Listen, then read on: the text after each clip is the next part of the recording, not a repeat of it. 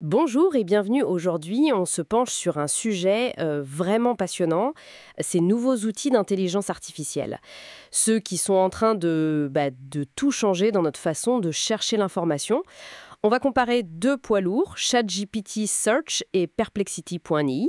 Et pour ça, on s'appuie sur une analyse assez éclairante de les quatre cycles. L'objectif, c'est de bien saisir leurs forces, leurs faiblesses, pour savoir quand utiliser l'un ou l'autre, quoi. Surtout que ça évolue à une vitesse folle. Ah oui, tout à fait. Et c'est vrai que c'est assez fulgurant comme émergence. Fin 2022, c'est ça? Et l'impact est déjà majeur sur la recherche en ligne, bien sûr, mais aussi sur la création de contenu. On parle d'une vraie petite révolution, hein. C'est ça. Alors, commençons par une présentation rapide, histoire de poser les bases. D'un côté, on a ChatGPT Search d'OpenAI. Lui, c'est plutôt le mode conversationnel. Le couteau suisse, oui. Exactement. Il peut donner des réponses très détaillées, explorer des idées, et il a accès à l'info en temps réel via ses plugins. Donc, parfait si on veut vraiment creuser un sujet ou rédiger quelque chose de consistant. Et de l'autre côté, Perplexity.ai, arrivé un peu après. Lui, son credo, c'est plutôt la vitesse, la concision et la transparence. Les réponses sont plus directes et surtout, elles citent leurs sources systématiquement. Ça, c'est vraiment leur marque de fabrique. Ah oui, ce point des sources, c'est crucial. Et il a aussi des modes de recherche spécifiques, comme le mode focus pour cibler certaines sources et les collections pour organiser ses recherches. Donc plus pour une info rapide et fiable, si je comprends bien. C'est l'idée générale, oui. Idéal pour une vérif rapide, une donnée précise. Ok, ça pose le décor. Mais entrons un peu plus dans le détail. Comment il se compare sur les fonctionnalités clés?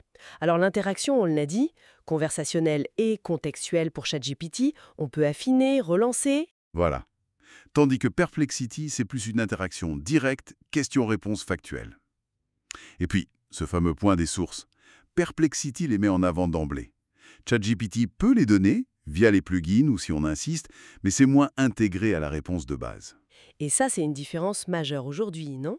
La confiance, la vérification. Absolument. Ça donne un avantage immédiat à Perplexity sur ce terrain de la fiabilité rapide. Et côté personnalisation ou les moteurs derrière. Alors, ChatGPT, on a les GPT personnalisés, qu'on peut créer soi-même. Perplexity propose son mode focus, académique, YouTube, Reddit, etc. Et l'organisation par thème, les collections. Techniquement, il tourne sur quoi? ChatGPT, c'est GPT 3.5 ou GPT 4. Perplexity utilise aussi GPT 4, mais également Claude 3 d'Anthropic et son propre modèle, Sonar, souvent optimisé pour la rapidité et la factualité des réponses sourcées. Donc logiquement, ça oriente vers des publics ou des usages un peu différents. L'analyse suggère ChatGPT pour les créateurs, la stratégie. Oui, et Perplexity plutôt pour les chercheurs, la veille, le SEO technique même. C'est une bonne grille de lecture, même si les frontières sont parfois un peu floues, j'imagine. Bien sûr. Un créateur peut avoir besoin d'une stat précise rapidement via Perplexity, et un chercheur peut utiliser ChatGPT pour l'aider à structurer une argumentation. Ce n'est pas totalement cloisonné. Prenons l'exemple concret de l'analyse. La requête testée, quels sont les avantages de l'IA dans la création de contenu? Qu'est-ce que ça donne avec ChatGPT? Alors là, on a eu une réponse assez riche, bien organisée. Elle parlait d'automatisation, de génération rapide d'idées ou de brouillons, d'amélioration de la qualité, d'aide au SEO, de réduction des coûts. Plutôt complet donc. Bien pour démarrer une rédaction, par exemple? Exactement. C'est un bon point de départ pour un article, un contenu détaillé. Le seul bémol souligné, c'était l'absence de source directement liée à chaque point dans la réponse initiale. D'accord. Et Perplexity sur la même question? Là, c'est différent. Une réponse plus concise en points clés. Mais chaque point avec sa source numérotée, cliquable. Ah oui, la fameuse transparence, c'est ça. On retrouve les mêmes thèmes globalement, hein. Automatisation, SEO, analyse de tendance, coût, traduction aussi. L'avantage net, c'est cette fiabilité immédiate des sources. Moins adaptée pour générer un texte fluide directement, peut-être. Disons que c'est plus une base de faits vérifiés qu'un brouillon pré-rédigé. Donc, pour être très pratique, si je dois écrire un guide sur les tendances IA et SEO, je commence plutôt avec ChatGPT, probablement, oui, pour générer la structure, les idées une première version du texte. Et pour trouver des idées de sujets, organiser mon contenu en cocon sémantique pour le SEO. Là aussi, ChatGPT peut être très utile pour ce travail de fond, de brainstorming et de structuration. Par contre, si j'ai besoin des dernières stats sur l'adoption de l'IA dans les PME, là, je vais plutôt sur Perplexité. Exactement. Ou pour faire une veille rapide et sourcée sur ce que font les concurrents. C'est ça, rapide, précis, fiable. L'analyse parle même de sniper SEO. Identifier très vite des opportunités sur des requêtes précises avec des données vérifiées. Au final, l'idée la plus forte qui ressort, c'est peut-être de ne pas les opposer. Mais plutôt de les voir comme complémentaires. Tout à fait. C'est vraiment la synergie qui est intéressante.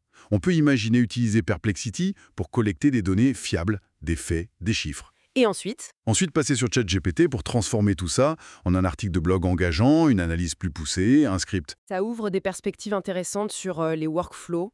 Oui, et pour le futur, l'analyse anticipe que ChatGPT va continuer sur la voie de l'intégration, de la personnalisation, tandis que Perplexity pourrait améliorer encore son analyse du contexte, peut-être diversifier les types de contenus et, qui sait, devenir plus prédictif. On irait vers des IA qui sont plus des partenaires stratégiques, en fait. C'est un peu l'idée, oui.